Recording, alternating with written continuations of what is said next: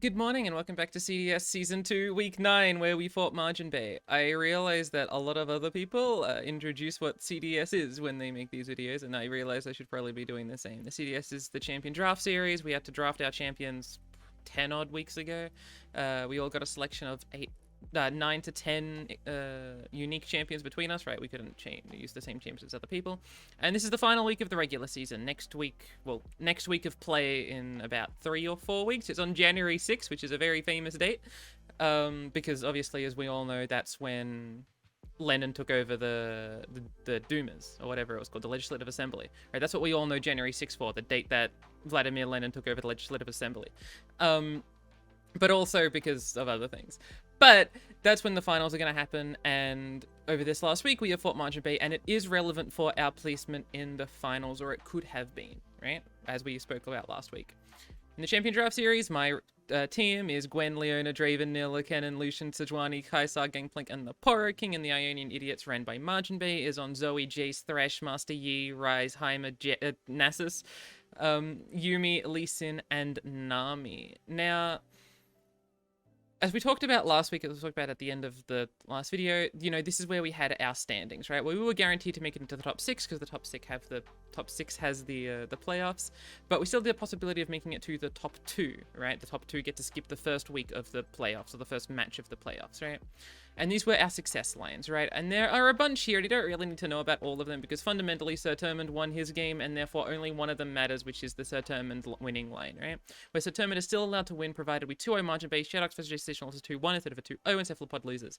Now the thing is, all of those things came true, right? Except the 2-0 versus Margin Bay. That's the only thing we have control over, and I'm going to keep you in a little bit of, you know, you don't know the result yet until we go through the VOD review later on in the video.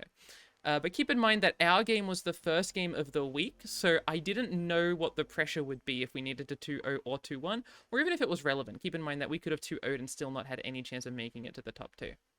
Nonetheless, let's talk about the prep for this week. Now, both Margin and I, due to Worlds, him as competitor, me as a caster, meant that we had very little time to prepare, and typically I like to rely on preparation a lot in order to secure victories, and so it was going to be very, very difficult going into this, because Margin Bay, I think, has a better lineup when unprepared. Right?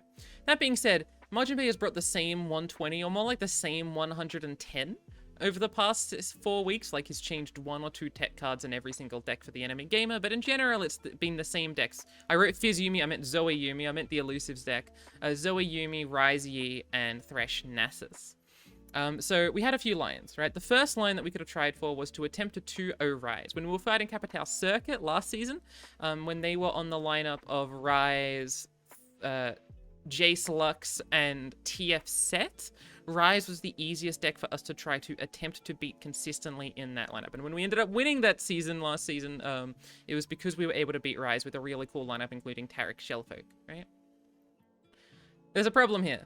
While Gwen is able to run Quietus, it's really hard for a triple aggro or triple mid-range lineup to beat the high roll Ryze hands, right? And on ladder, you're able to say something along the lines of, yeah, you know, early mid-range aggro is going to be able to beat Ryze, because generally in in like 80 to 70% of your hands, you're able to beat Ryze hands.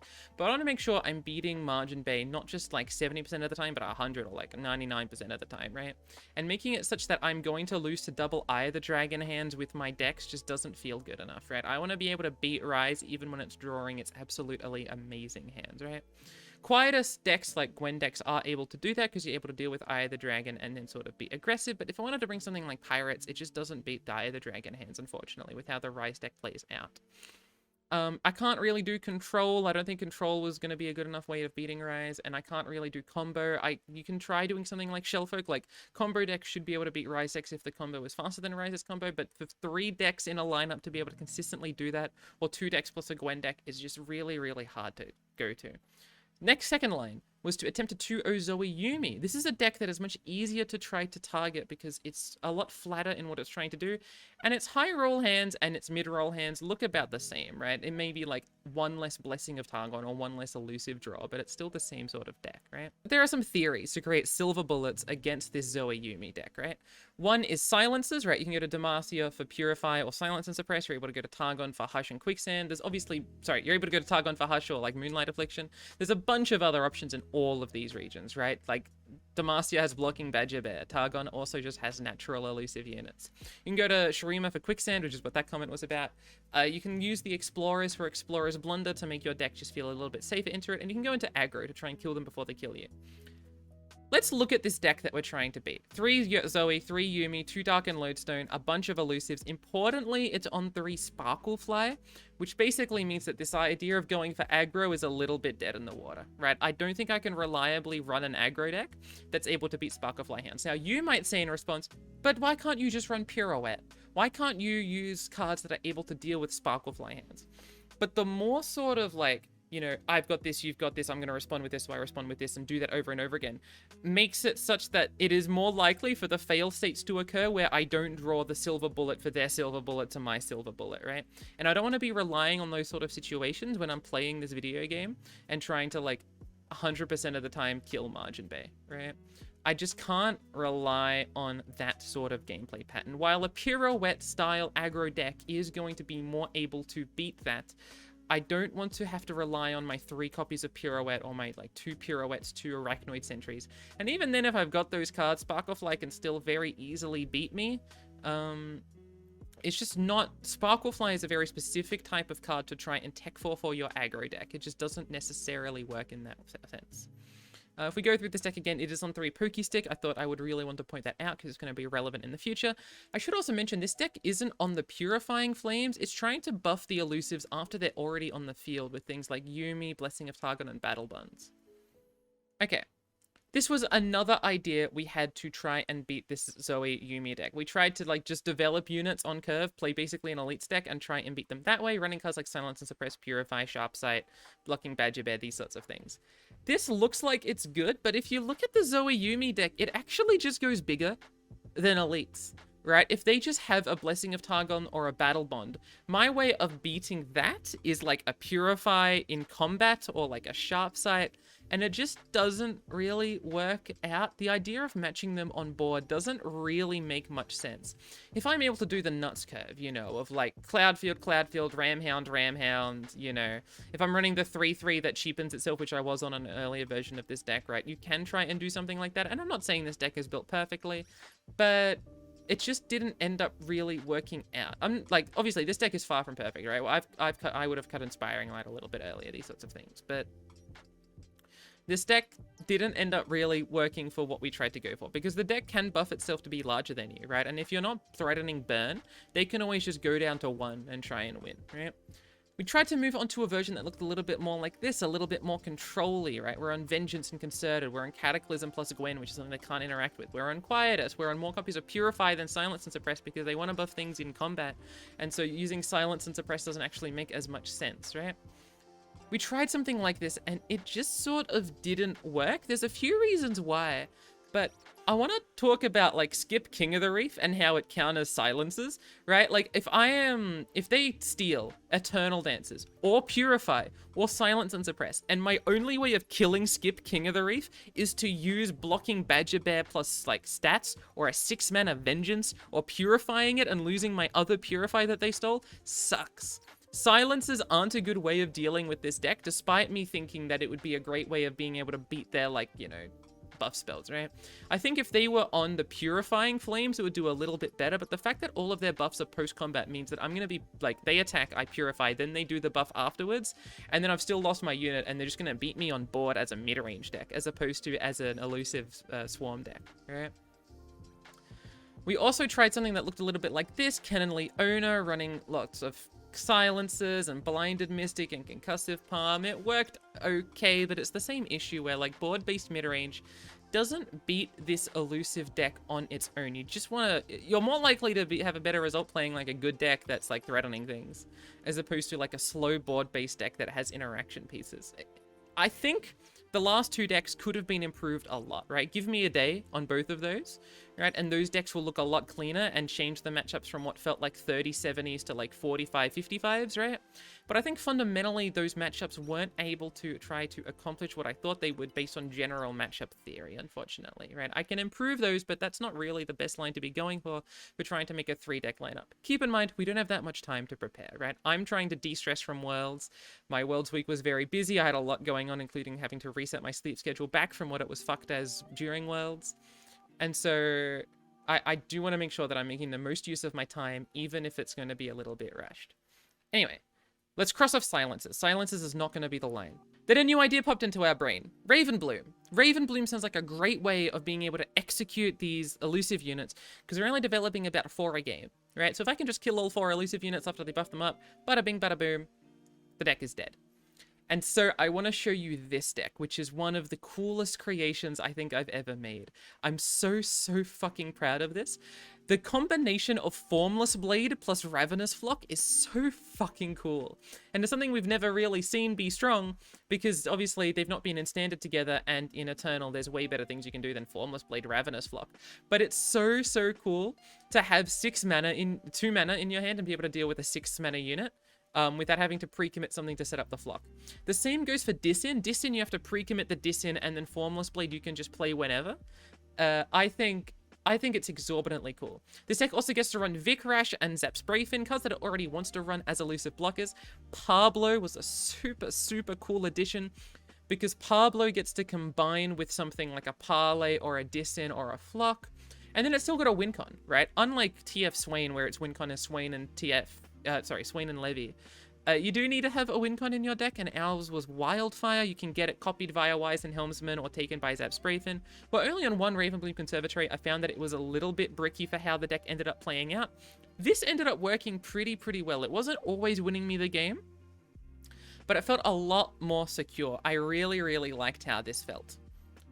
That's where we ended it for the night. Then we went to the next day, where I had about an hour to prep before the game, right? So I did a little bit of scrimming with Roma about 2 hours before, trying to like get a little bit organized, but it wasn't particularly great because we were still trying to beat Rise for a lot of it, right? I'm not showing you like the 6 or 7 decks, the 6 or 7 decks we used to try and beat Rise. I go to Hash the next day, and Hash is like, hey, hold on, why aren't you in Bandle City? And I'm like, holy shit, why aren't I on Bandle City? I completely forgot about Bandle City as a region. And so he comes up, or helps come up with, this Ken and Draven deck, which feels really good.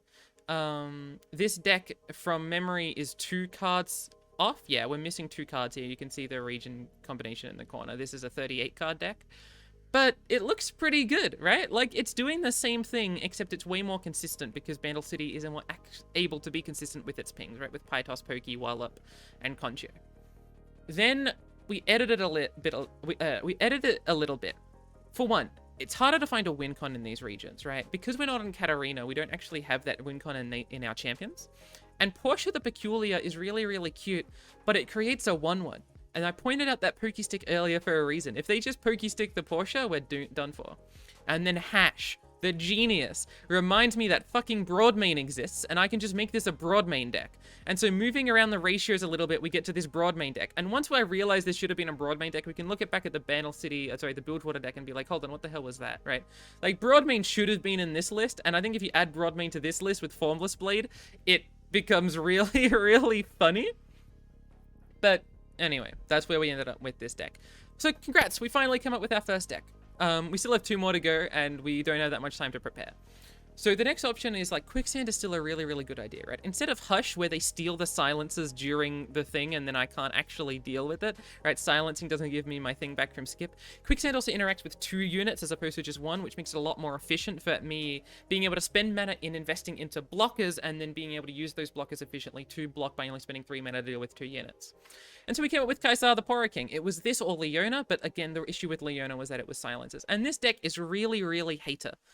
3 Daring Poro, 3 Poro Cannon, 3 Quicksand. This deck was trying to beat this Zoe Elusives deck, right? And I think it was going to do a good job at it. We never ended up screaming this ever, but this ended up being the ban, so we never got to test it in the end. But I feel like this does make some sense, right? I'm able to apply a slow amount of pressure, and if I just draw like 3 of either Daring Poro, Poro Cannon, and Quicksand, I'm going to be able to stem the aggression quite a bit as well, right? Poro King can also make like the Frostbite snacks. It can give you know, elusive to things. Fabled Poro's nice. We can get Challenger and try and pull things to the side. There's multiple avenues for trying to do stuff here. But this was the deck that we ended up bringing. So we got deck 1. Deck 2. Unfortunately, we just don't have time. And so unfortunately, deck 3 is Plunder. And Plunder sucks. Plunder doesn't beat elusives. We tried to add in cards like Father Fury to be a little bit cuter into elusives, get more elusive blockers, but they're on Pokestick. They can get rid of Omen Hawk and Father Fury. I need to find my Spirits Unleashed before I play Father Fury. It's a whole mess. I really wasn't happy bringing Plunder. I was really, really sad that Plunder was one of the decks I was going to be bringing this week, because it didn't feel teched, right? And when I know my 120 that I'm going to be fighting, I feel as if, like, I should really be thinking about what the best decks are to bring and just do that. And the fact that I was sort of just relying on the fact that Plunder is my most linearly strong deck because I didn't have time to work out another thing. Oh, it's not that I didn't have time necessarily. You can always create more time. Like, why not just give up on sleep? Why not give up on, like, resting after Worlds in order to prep for CDS? But I didn't. It just wasn't there. Right? I definitely could have come up with another deck, right? There are so many other options that you can make for decks that are able to beat this. I'm sure you could just add all the build water cards that say elusive, add a win con from another region like Gwen, and then try and win the video game purely based on that, right? I think Gwen Gangplank, you know, elusive beatdown aggro with a bunch of options as blockers and adding like the Explorer cards would have done fine. Like Octo Adventurer gets rid of 2 elusives on its own, right? I'm sure there are other options. We ended up with Plunder. I'm going to quickly show their Thresh Nasus list. I think it's important to see because we do fight this deck during the game, so just make sure that you're familiar with what the cards look like. He wasn't on Vile Feast before. He added in Vile Feast this time around. That was, as I said, he doesn't bring the same 120. He brings about the same 110. Changes a few tech cards. Vile Feast was that this time around. So what would I have liked to happen, right? I would have liked more time. It wasn't possible this week, but I think we could have invented a better strong deck, right? We used Kennen and Draven for the Raven Bloom deck, and we used Kaisar and the Poro King for the Poro King deck. Nila and Gangplank could have given us elusive blockers and then given us a win con in another region, right? That would have been easy as hell. Gwen, they can't kill Ledros plus Atro. They just can't do it. So either, you know, discount this, like ramp into it with Sejuani, or just stall out forever and then play Ledros plus Atro is fine. Gwen gives me healing, Gwen gives me vengeance, Gwen gives me a bunch of options, right? If I just play a deck with Ledros, Atro, Octo Adventurer, like Prowling Cutthroat, a bunch of elusive blockers, and then go in for lethal with Ledros, Atro, they don't have a way of dealing with that. I would win. There was another option, right? Lucian with elusive blockers and then Cataclysm or Concerta to kill the units like the Gwen Lucian that we did try. And then there's also Sejuani for Freezes or Threaten of Buried and Nice or Omen Hawk. There was a bunch of options, and instead we went with Plunder, which didn't do any of it effectively and gets outstatted when they play Blessing of Targon into my freaking, you know, Tusk Speaker or whatever, right? Worst case scenario, if we don't 2-0 this week, we have to play an extra round in finals, right? It hurts a lot to have to play an extra rounds in finals, but push comes to shove, you deal with it, right? You deal with the hands that you're given. Obviously, if we do 2-0 this week, we could get into doing the top 2, but if not, so be it. I want to reflect on this season a little bit in general. I feel like with a lot of the Spidz YouTubes, I've been saying either that I was lax that week or that, you know, by the end of the video, it was just like I didn't play properly. Like my play was weak, right? Against Shardox, my play was pretty weak. Against Cephalopod, my play was pretty weak. Against Determined, I do make a few weird misplays, right? My play hasn't been that strong this season, especially compared to last season, where while it wasn't immaculate last season, I think there were some games where I don't think I made too many misplays, right? While this time around, I feel like every single best of 3, I make one misplay that causes me to lose a set, and that's the sort of thing that determines me from either winning 2-1 or winning 2-0 or losing, right? I feel like that's been a relatively consistent pattern over the past couple of Spidz YouTubes that I've done for the CDS fighter reviews. Competition in the last like 4 weeks was also really, really fierce. We did like a gauntlet of Cephalopod into Shardox, into Sertermint, into Bust, into Margin Bay. And that was a really, really tough gauntlet for us to go through. And it's just something that, like, I think is stark, right? Still, nonetheless, I'm very happy that I got invited into this experience. The fact that I got an invite for doing well last season is very, very cool. I'm very happy that I got to do what I think is one of the coolest tournaments that's ran. Because I think draft formats are super cool, and I'm glad I got to participate in this one. But I just want to make those comments very, very quickly. Before we get into the game, some Spidz updates. Worlds was last week. Hopefully you didn't miss it, because Worlds was very, very cool. It was very hyped to watch. We might talk about it more in like a podcast style, Rafterra inspired, you know, there's a piece of media in the world, I'm going to make a podcast about it sort of thing. Don't know why Rafterra needs to get that shade. You know, talk about like my thoughts on the year, things that happened, you know, shout out some people that were helping out throughout the year, these sorts of things. I thought that would be a nice way of capstoning the year. I might put that out before New Year's if I can get around to it. I think there's a lot of things I want to talk about regarding my experience at Worlds, because obviously all of this is really new to me, right? Like I hadn't done a lot of, I barely casted before like, you know, August or whatever. I casted like a couple of things. And so there's a lot that I want to talk about regarding how that's influencing me and just some things that I think that are interesting. Sarah contacted me for a daily discussion post for Enraged Fire Spitter. I thought I would mention that.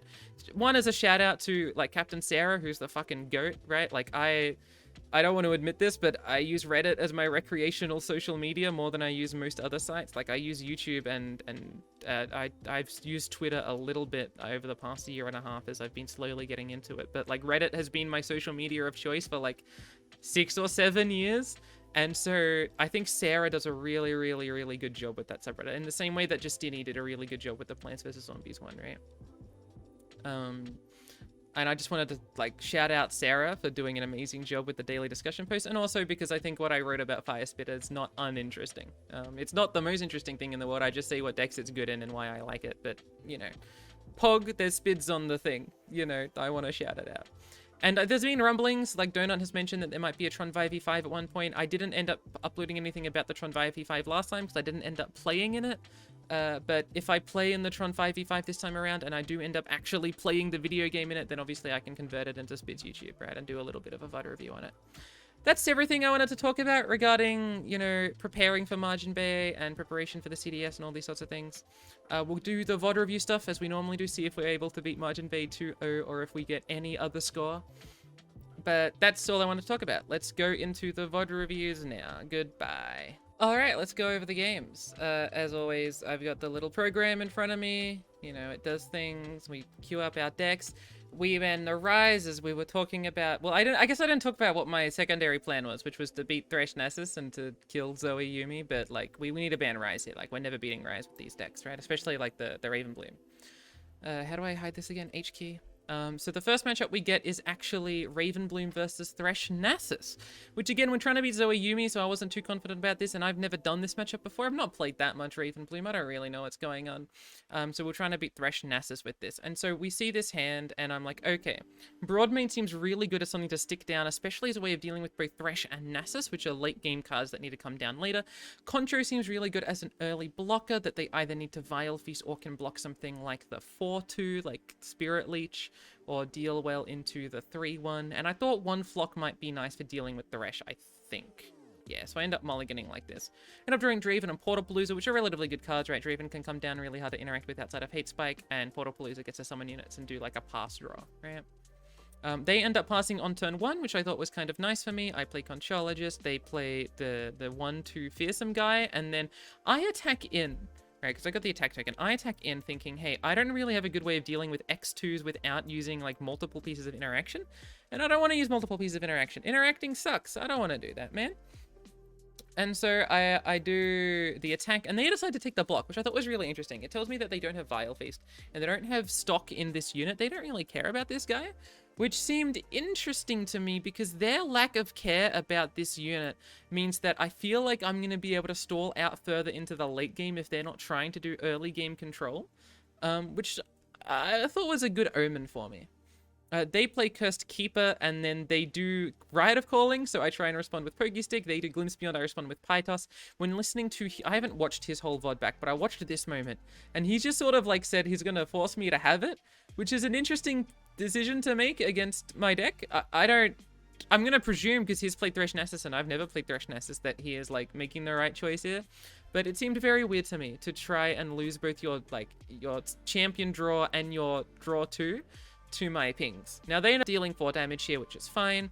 I play Draven as a blocker. I had the option of going for Portalpalooza, but I thought the chance of whiffing was a little bit sad. And if they wanted to go for a Hate Spike, they need to develop a unit and then Hate Spike off that unit, or lose a 4-3. And I thought, hey, I'm willing to take that. Like, that seems relatively good to me. Plus, if I want to, it lets me develop Raven Bloom, if I really, really want to. I play Draven. Also, Draven gets to attack, which is cute. They do end up playing a Hate Spike from the 4-3, which I thought was really, really good for me. And now I had the option, right? I could have pinged this off to prevent a Spirit Leech or a... Well, just Spirit Leech. I can't prevent Glimpse Beyond because they always put Glimpse Beyond on the stack unless they draw it. But I thought I could do this to prevent a Spirit Leech. That seemed like a play. However, I really wanted to keep this card as a re-up for Broadmane, right? So Broadmane plus Flock can kill any champion. But if they play more units and I draw something like a Pokey Stick or a Pytos, I want to be able to kill that second unit. And so I didn't want to kill this 0-1 for no reason, especially if it was going to run into a natural Glimpse Beyond. They end up playing Spirit Leech, drawing some cards. I play this spell to try and get a blocker. I do end up getting a blocker in Crimson Disciple. And then we're in this position where I've got a full hand, right? I don't know what to do in this position. I can play this for 1 mana and not be able to play Broadmane, but I really want to play Broadmane into something like a Nasus, right? I feel like if I play Broadmane, even if it's targeting this, and then they play Nasus, I have perfect ways of killing Nasus without them ever being able to get Siphoning Strike off, for example. Plus, this Wallop top deck allows me to interact with things at fast speed, which is very, very nice. Now, if we go to last turn, I did actually have the opportunity to spend this 1 mana to spend it on something like this thing. That way, I'm not drawing into 10 cards and having a little bit of an issue of what I want to play. I could also just pass on turn 10, but I think they will always continue passing back at me, and I feel like while I'm not losing out of this, it's much better for me to be able to develop my units and pressure the fact that I've denied them so many good draws earlier on. Anyway, I decide that I just want to play Broadmane here. If they do end up killing this Broadmane via a Vengeance or something, it's okay. I've got second Broadmane, I've got Condense, I'll be able to live through that. So I just target the 4-2 and they end up playing Glimpse Beyond. That's fine, I have to accept it. I am going to outscale them if they don't end up having ways of killing this Broadmane, because I'll be able to get my tie bulk down, I'll be able to get these draws with these extra Portapaloozas that I've drawn, and eventually find a way of dealing with the game, is my thinking. They play Wings in the Wave, I decide to attack, they block the Broadmane, they play Bakai Reaper, they play the 1-1, it goes to their turn, they play Fading Icon, and I'm like, okay, you don't have Nasus or you don't want to play Nasus, that's fine. But this sort of board I'm very okay seeing. I mean, I've got 2 blockers now thanks to the Portapalooza drawing me another card. I'm sort of sitting happy right now, so I decide to play Condense. No, I'm thinking about it. Condense is a card that I don't think I need to get too much value out of, and I would like to be able to kill one of these without spending something like the Perilous Pastry. Although the Perilous Pastry seemed fine as an option. I mean, both Perilous Pastry and Broadmane are slow speed spells, basically, right? Or Condensed Broadmane. And I didn't necessarily want to play the Landmark. I don't know why that was the case. I feel like I'm okay playing the Landmark and just blocking this and blocking this or something. Right, like if that seemed okay to me, so I think I should have played the Landmark, right? I think this is a slight misplay. I think I also wanted to be able to spend mana on things, but I can always just play the Landmark first. I think that's fine. And they end up doing Hate Spike, which I'm willing to accept. They play Thresh, to which I Perilous Pastry plus Flock it.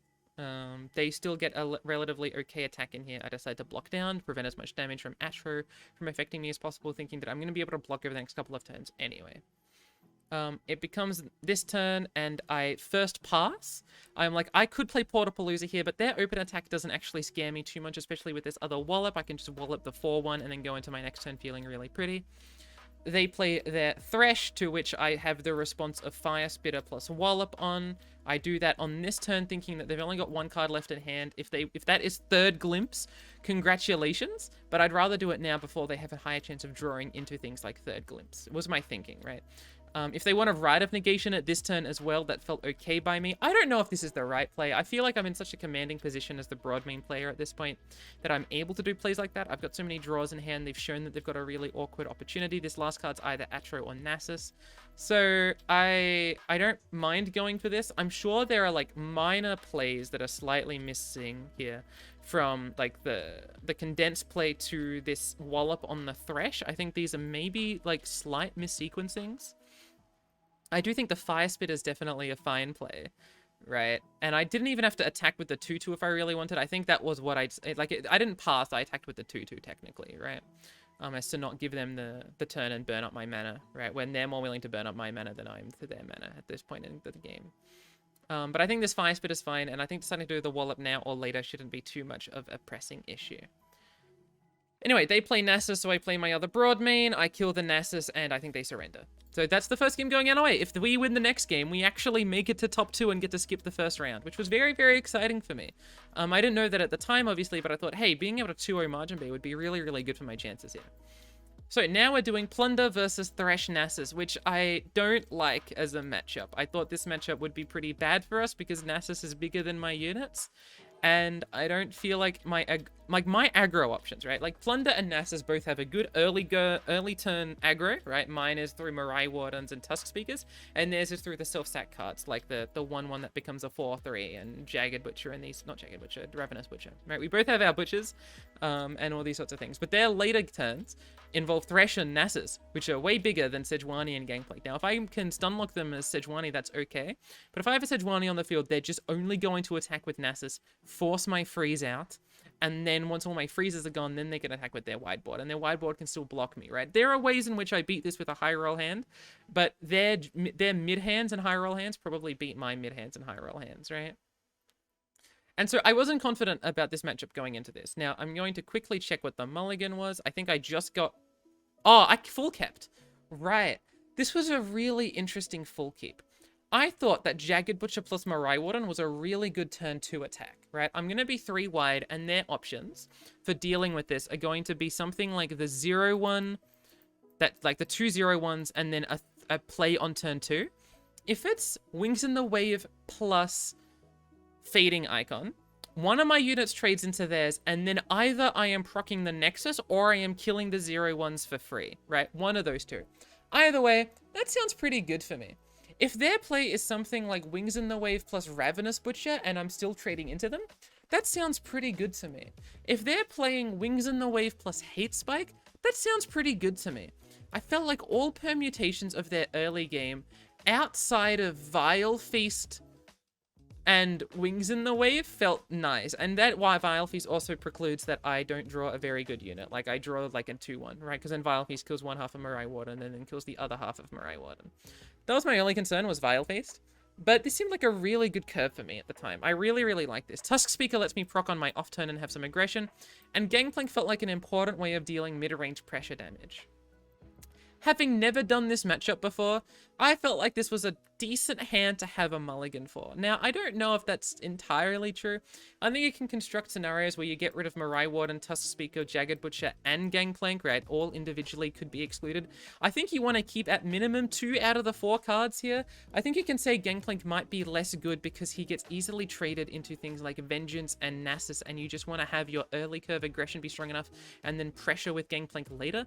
But I felt like this is a good way of having an early curve, and drawing Gangplank later. Having Gangplank now is sort of the same as drawing him 4 turns later, if between these next 4 draws I do have the early game presence that Gangplank being mulliganed for now would have tried to attempt to provide, but I don't know if that was entirely true. Jagged Butcher is a weird choice because while it is something I can play, it is just a 1-mana 2/2 against a deck that does okay into 1-mana 2/2s. We're not fighting something like Omen Hawks here, where 1-mana 2/2s are premium because they get to swing in before the Omen Hawk buffs stuff up. So maybe Jagged Butcher's a misplay, and Tusk Speaker is alright, but if I'm not playing them on 2, they are really just like an off-turn proc that summons a unit, right? Everything else about the Overwhelm and the 3/2 part doesn't really matter after about turn 2 anyway. If we're fighting a deck that has early game pressuring units. And so I don't know if this mulligan was fully correct to keep, but I quite liked it in at least the theory that I had initially. Anyway, I play Jagged Butcher, they play Wings in the Wave, I play Mirai Warden, and they play another Wings in the Wave. We do this trade. I don't get my Plunder proc, but my board is relatively chunky. Oh, they don't play Wings in the Wave, sorry, they play Fading Icon. I play the Tusk Speaker, they played this last turn and then Jagged Butchered it, you know. They've got Zelani in hand. I play Shell Shocker. They Vile Feast the Shell Shocker. Now I'm in a very interesting position. This is a turn I spent a lot of time thinking about. I have the Zap Spray Fin, which allows me to get a near guaranteed hit provided they don't have a spell. And if they have something like a Hate Spike, I'm still threatening in with a lot of damage, right? It's hard for them to trade to this efficiently. They can do this trade efficiently, but if I just attack with these 2 units, the Overwhelm's probably going in if they're trying to deal with Zap Spray Fin in some capacity. But that same logic for Zap Spray Fin can easily be provided to Mirai Warden, right? I'm still developing a lot of ways that's very difficult for them to block. But Zapsprayfin does give me my mana this turn and allows me to try and draw into things like the Parlay or the Make It Rain, which into their board, especially if this trade goes through and this becomes a 1-health unit, does seem very decent for me. This also creates another Dark Enthrall that we can try and deal with a Make It Rain or a Parlay, so I thought that Zapsprayfin would do some things for me there. Alternatively, you can play Bjerg, which is unable for them to really interact with effectively. The only thing that kills that quite nicely is something like a fading icon, right? You challenge this and then the fading icon, you kill this and the fading icon straight into each other. We're still pressuring in for at least one hit there. If we attack with everything and dealing with the board a little bit, they do this trade here and do this trade here. This hits the Nexus. This is 1 health and that's all they've got on the board. Then we try and play this and go into something like a Make It Rain. So it was a bit of a tough decision. I think instead of Zapsprayfin, I have sort of half convinced myself that Bjergsen is the correct play, right? The 3-4 stat line isn't easy for them to deal with, but I'm uncertain. I do like Zapsprayfin in its capacity of trying to get me things now, and if they can't interact with it effectively, then it is 2 damage relatively consistently over the next couple of turns, but they could also just have Thresh, right? I think that I wish I had done Bjerg in retrospect, because I can always do this on my defensive turn to look for a Make It Rain in future. We do end up drawing Make It Rain, and we do go for the attack here, and it just happens like that. I still attack with the 1-2, thinking that, okay, this trade is pretty good for me Make It Rain-wise. This gets some Overwhelm damage in. I don't know if that's entirely the best play, but in the world where they have, like, Hate Spike, I want to make sure I'm still attacking with this unit and other things. Go to the next turn, they buff something up. I decide to play Make It Rain to try and kill. This is a relatively good hit. It's obviously, there's one thing that would be slightly better, but, you know, I get to hit the Nexus and I get to hit the 3-1. That's the 2 best things. They end up thinking for a while and end up playing Rite of Negation, which is really, really cool. Now, I wish I had another Make It Rain to try and interact with this a little bit, but Rite of Negation goes off, and it hurts quite a bit. I don't get my Plunder proc, and my Gangplank, I'm pretty sure, is just at 2 at the moment. 1 from Attack Token 2. No, I didn't get 1 on Attack Token 2. I think my Gangplank's at 1. 1 from no, 2. 1 from Defense Token 3 because of the Tusk Speaker, and 1 from the attack we did last turn, right? So Gangplank's currently at 2. We also don't get to proc the Father Fury, which hurts a little bit because I would have liked to be able to get a silly spell like a way to proc the Nexus or a Challenger effect. Both of those seemed really vulnerable. That would have been really nice.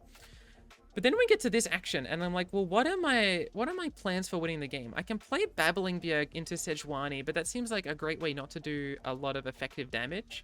While I could also do Mirai Warden and try and threaten a little bit, right? If I go wide, they don't have an extra blocker. Like, this thing doesn't block, right?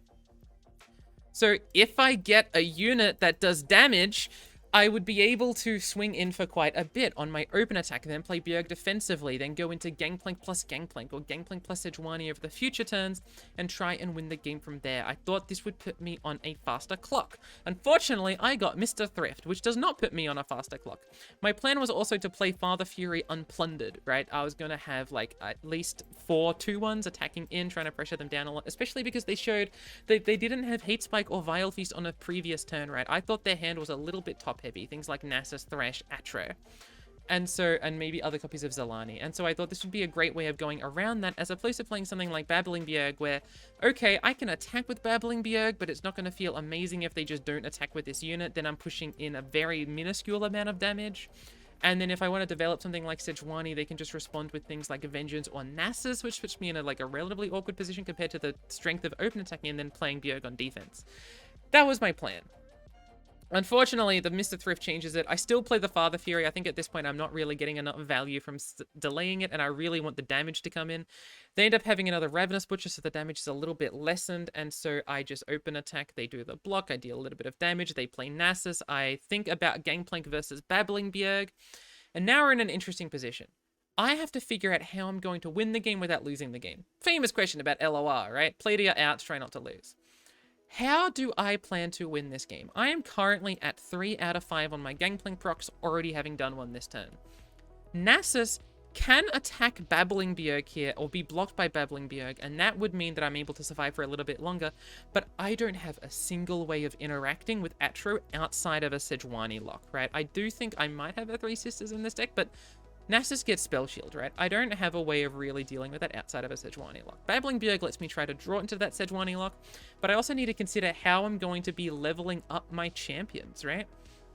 And this matters especially more so, we play the Babbling Bjerg and we go to the next turn, and it draws a Gangplank. Here is the most important play of the game, right? I have got a few options.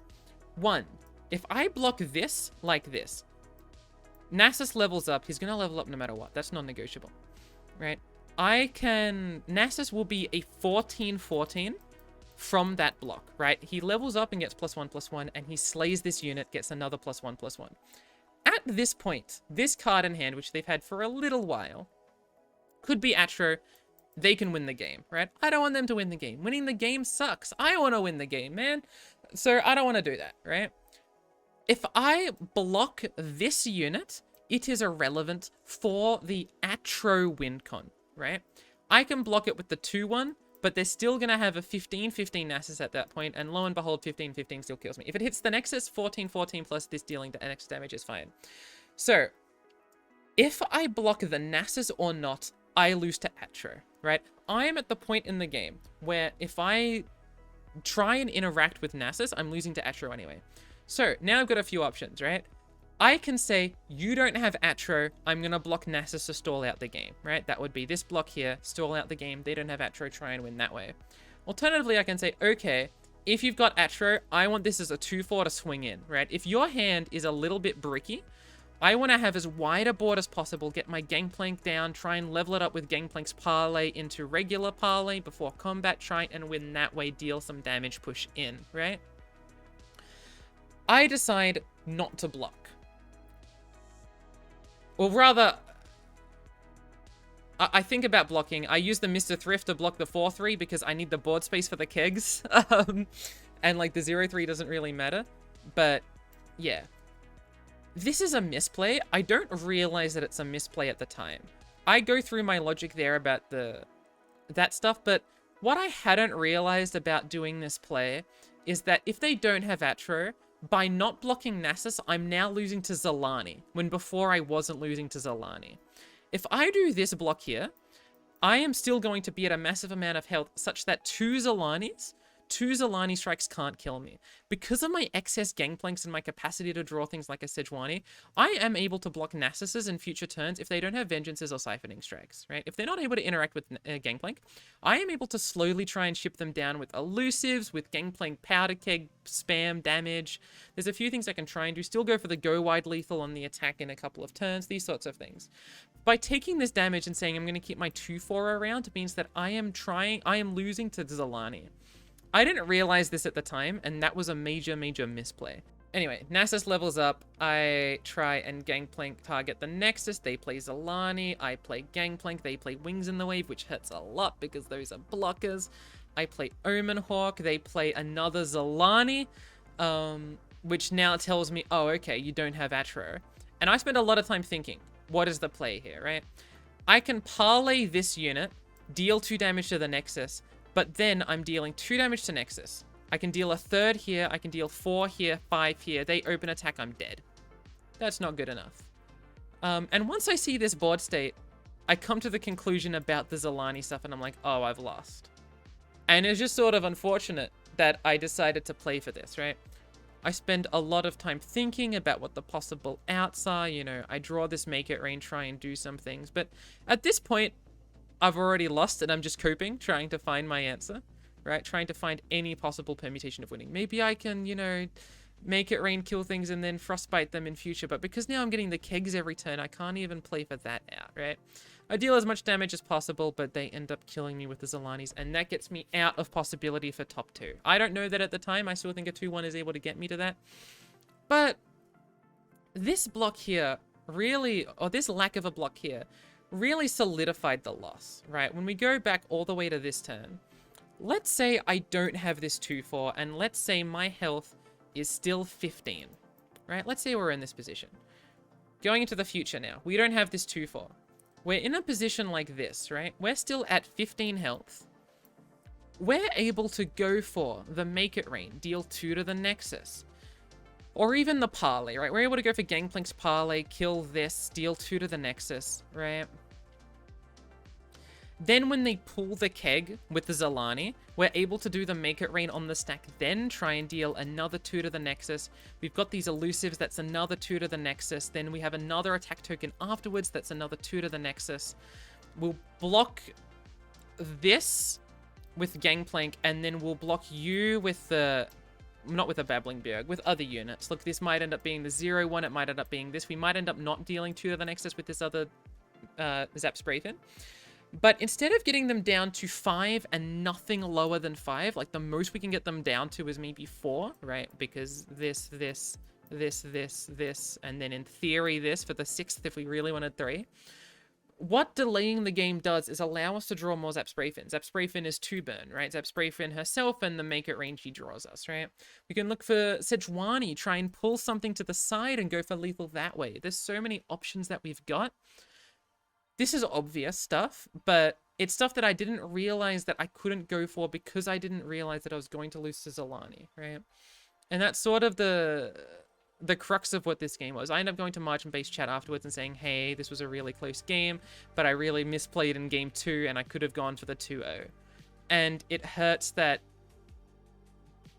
I don't think I had deterministic lethal, but I took a line that at the time I thought, right, at the time when thinking about the atrocity stuff, I thought preserving this would give me an extra couple percentage points in trying to win the game. Because I was thinking about Atro and realizing, hey, if you've got Atro, I'd rather have this unit to try and go for damage, right? Try and beat around what you've got. Or like, it doesn't matter if you've got Atro, but at least I get to keep this unit because there's no reason to play around Atro by blocking, right? That was the logic. Had I realized that I was actually taking a line that gave me a 0% chance to win, and if I had blocked, I would have given myself, I don't know, like a 5-10% chance to win, I should have gone for that, right? It's not a high percentage chance. I don't think I would have made it into finals. Part of it's because I brought this Plunder deck, which I really did not want to bring. Because you can see, like, it's not strong enough when you can figure out your 120 that your opponent's bringing and your option is Plunder. But anyway. We don't end up winning this game. So be it. Let's go ahead a little bit. Let's go to the Yuumi game. Now we got Plunder versus Zoe Yuumi. Now, I don't know what my mulligan looks like. Do I full keep again? That's crazy if I full keep again. From memory, I do. From memory, I say this is a pretty good keep. Yeah, no, I do full keep this. I thought Omen Hawk was really important for trying not to die. This basically is like a wallop that also buffs my board unless they pokey stick it. I kept Warning Shot thinking that I would want to proc the Nexus every turn and combo it with Sejuani. I think this was a misplay. If I just take like a Jagged Butcher or Mirai Warden or anything else in my deck, it's better than Warning Shot. So I wish I had mulliganed Warning Shot, but I think keeping Sejuani is okay for a way to kill one of their units and then try and stun them down. When I was talking with Hash, he said that the 2 options were try and aggro them down or just play for Sejuani lock, and so I realized, hey, this hand is a pretty good hand for trying to play for Sejuani lock. Let's go for that. Right. I end up drawing the Warning Shot Jagged Butcher, which is insane that I drew it, but they end up playing the Zoe from that.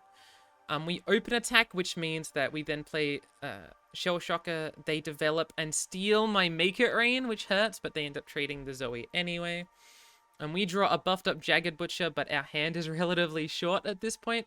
They attack in. I don't block because I want to get more value out of this Omen Hawk. You might say that's a misplay into something like an Equinox or a Pokey Stick, but I say that I think it's fine to force them to do that, or I can try and block something like 5 or 6 health later on with the Omen Hawk. We attack in. They take some of the damage, but... Sorry, they block both, actually, to prevent me from getting a Plunder trigger. I don't have a 4-drop to play, so I just play nothing. They play Sparklefly, I play buffed up Gangplank, they attack for a little bit and heal back up. They play Yuumi as well, by the way, which hurts a lot because, look, this is what I was talking about them having a bigger board than us. Look at this Sparklefly. Look at what happens if they were to buff it. I can no longer win the video game. This is the end. Like, the video game has been completed by this position. I don't have an answer for this. My deck doesn't run possible ways of dealing with this at the moment.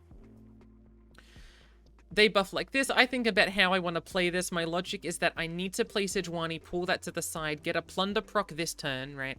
Make this my turn 3. I get my 3 out of 5 this turn, right? And to get my 3 out of 5 this turn, I need to pull this to the side so I'm not losing a champion in my event of trying to get a 3 out of 5. It's not that I'm trying to deal Nexus damage to win. I'm just trying to get my Plunder procs.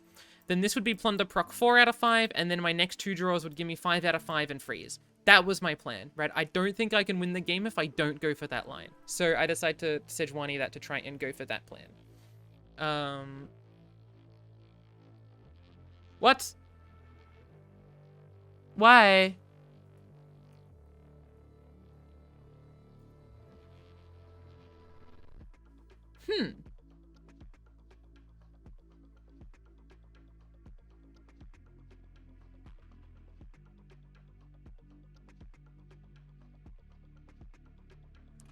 I want to say, because I remember this game very littly. Maybe my thought process was that if they don't have open attack lethal and they need to develop, I can get my Sejuani freeze next turn, but I'm not getting my plunder procs that way. Maybe I was assuming that I'd be able to get the Make It Rain from the Skip King of the Reef, but I don't think they're ever forced into blocking with Skip King of the Reef. I really like my Sejuani line. I'm very, very surprised I didn't go for it. I'm gonna listen to my in-game commentary and figure out, like, why I did this. Give me a second.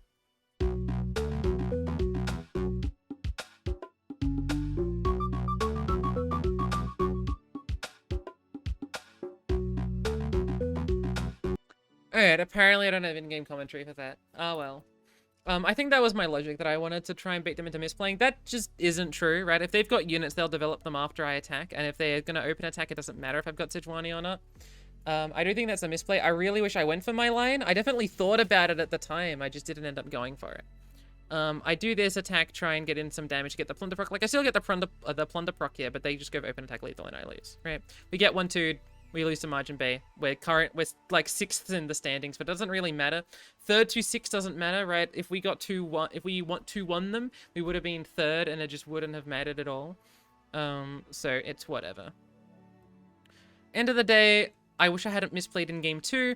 Game 3 misplay doesn't matter at that point. I'm not too upset about it. Obviously, we can all learn from games, so it's not the worst thing in the world that, like, we went over it. But what did we really learn when going over Game 3? That, like, I shouldn't have kept Warning Shot and I ended up getting the 3-3 anyway? Like, I don't know. It would have been probably fine, right? I don't think I needed that extra stat line, and having an extra, like, proc might have been better on another turn. But also, like, I was getting a turn 1 proc that I wouldn't have gotten anywhere else, right? But I really wish I hadn't forgotten about the Zalani option as a win con. Once I saw Nasus on the field, I was like, oh, you win via Nasus bonking me or Atro bonking me. And I completely forgot about Zalani bonking me, which is sad because obviously everyone wants to be bonked by Zalani. She's way cooler. But I just completely forgot, which is very ludicrous. That's all that really happened. So we're going to be in finals in a couple of weeks, but we're something like 5 and 4 this season, right? Like our winning wasn't actually that strong. Compared to last season where we were 4 and 3. No, we were 5 and 3, but 2 of those losses were to the same person. 2 of those losses were to Capitao Circuit, who we ended up beating in the finals anyway. So I feel a lot more sad about this season, right? We lost 4 weeks all against separate opponents, and like G Sensational we could have prepped better against. Cephalopod we could have prepped better against. Sir Termund we could have prepped a little bit better against from memory. Yeah, no, our prep against Sir Termund was awful. Or it was very memey, right? It was the elemental decks, and our prep against Margin Bay could have been better. Like, all of those 4 weeks, our prep could have been improved. It wasn't... we do misplay, but I want to blame the prep more, because that's what I care about putting more effort into, especially in a tournament format like this, where you can put a lot of effort into prep and get rewarded for it quite handsomely. So that's all. I hope you enjoyed the VOD review, even though it was a little bit linear, right? There wasn't a lot for us to discuss. If you've got any thoughts, please put them in a comment, right? I like liking the video does fucking nothing, right? I don't get anything about a like, right? It's just a number that goes up, but a comment is something like tangible that I can read and understand from, whether you liked it or disliked it.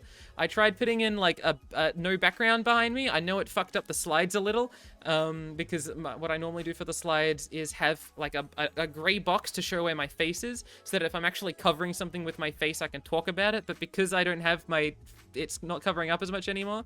You just see the gray box there, which is like a layover from old slides. But I wanted to try something new. If you like it, let me know. If you prefer seeing just like the fucking bookshelf or whatever, then whatever. That's all. Hope you enjoyed. See you when we do finals, or when I do a Worlds video, or when I do like something else entirely, like a VOD review for a ladder game or something. I don't know. Bye!